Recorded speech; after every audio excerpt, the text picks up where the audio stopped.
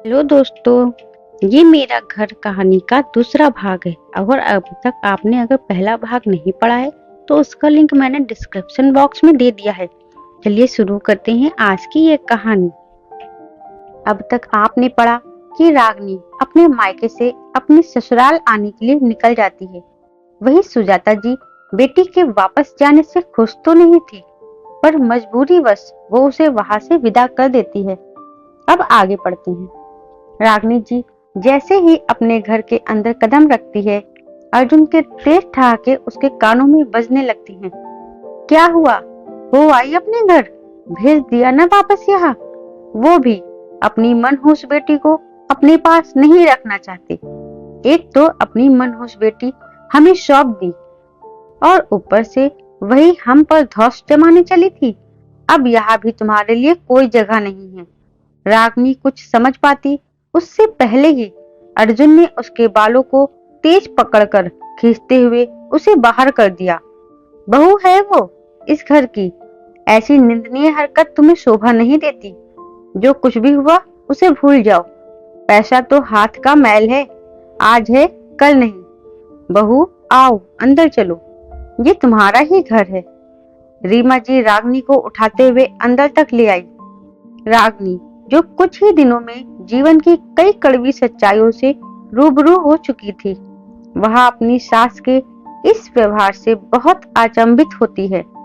पर शायद एक औरत ही एक औरत का दुख समझ सकती है। यही सोचकर वो चुपचाप अंदर चली आती है।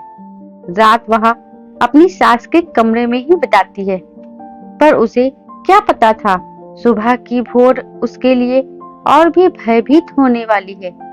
सुबह 4 काले मुश्तंडे आदमी उसे चारों तरफ से घेरे खड़े थे। वही अर्जुन और उसकी सास आराम से बैठकर चाय का मजा ले रहे थे। ये लो हमारा काम खत्म। अरे व्यापार में घाटा तो सब बहाना था, असल में तो हमें किसी भी तरह अपना कर्ज उतारना था, जो अब पूरा हुआ। अब से तुम इनके हवाले। और हम इस शहर से दूसरे शहर। पूरे कमरे में सभी लोगों के हंसने की आवाज बहुत तेज गूंज रही थी। वही रागिनी, उसकी तो जैसे दुनिया ही उजड़ चुकी थी। उसकी पूरी दुनिया उसके हमसफर ने ही उसे जो बेच दिया था, जिसमें उसके साथ पूरा परिवार भी शामिल था। उसकी चीत्कार और रुदन सुनने वाला उस पूरे घर में कोई ना था, और ना ही अपने बचाव करने का कोई भी रास्ता। जिस इंसान पर भरोसा कर अपनी पूरी जिंदगी उसे सौंप चुकी थी, वो उसे पहले ही किसी को बेच चुका था। उसके पास कोई चारा ना बचा था।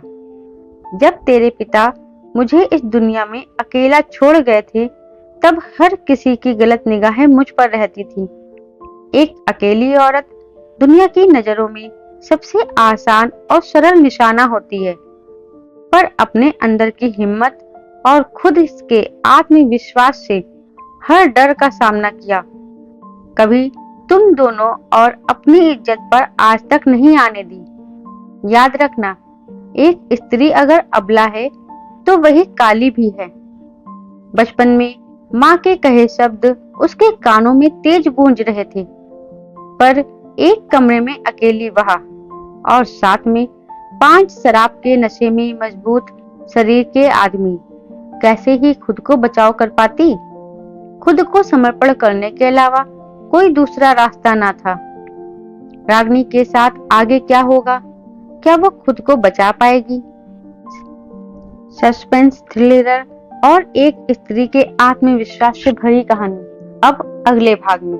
दोस्तों, अगर कहानी पसंद आई हो तो वीडियो को लाइक, शेयर, सब्सक्राइब करना मत भूलिएगा। धन्यवाद दोस्तों।